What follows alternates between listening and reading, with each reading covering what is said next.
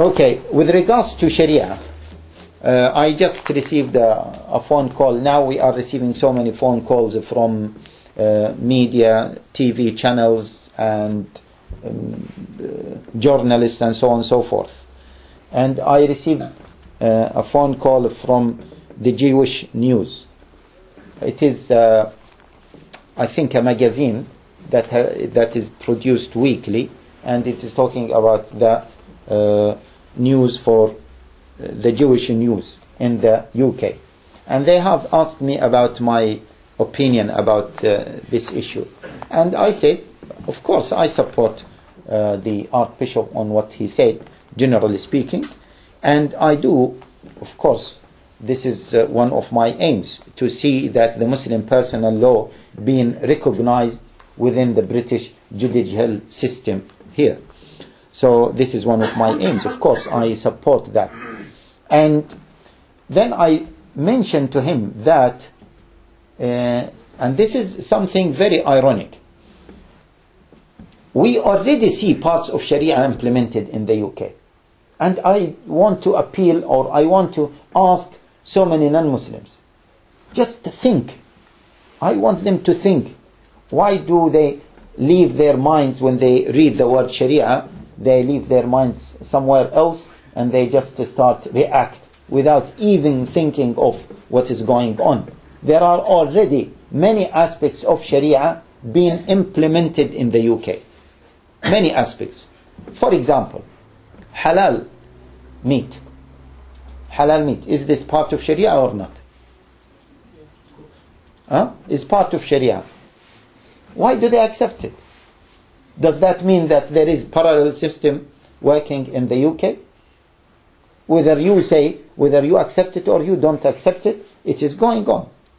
Yes, there is non-halal meat and there is halal meat. So this is a parallel system, and it is working fine, and no one has any problem with it.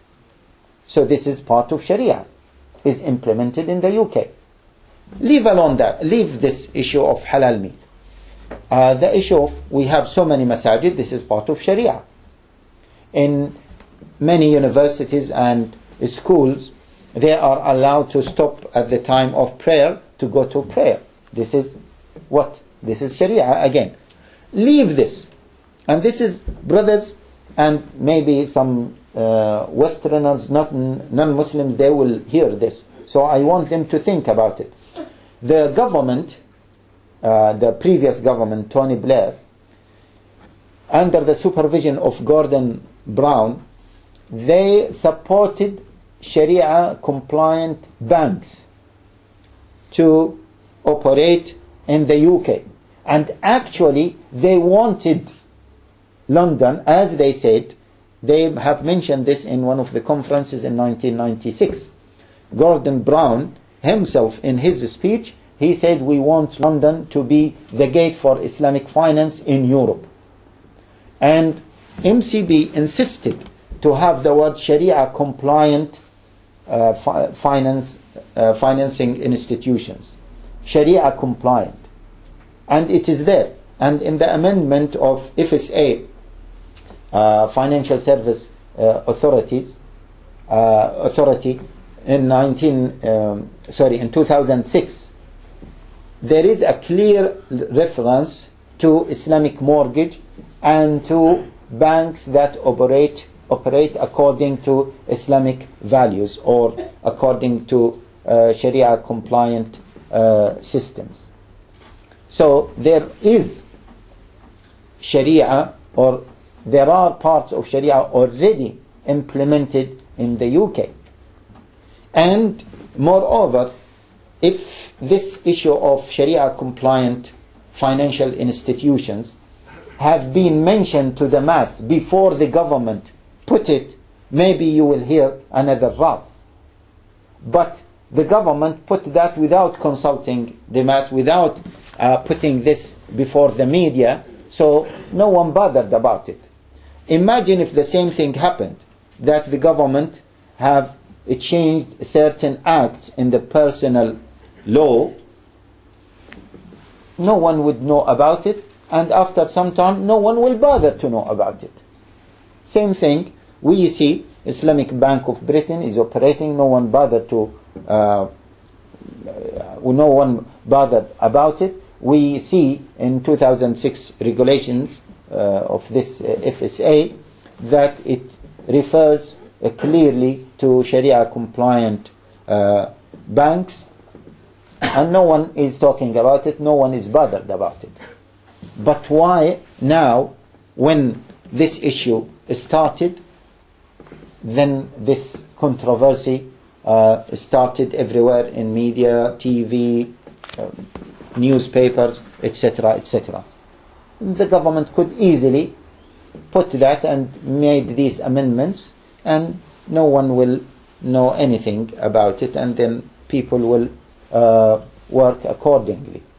And actually, in the amendments of 2002, in this Divorce Act 2002, Chapter 27, 2002, Divorce Religious Marriage, there is a clear reference to the divorce that has been I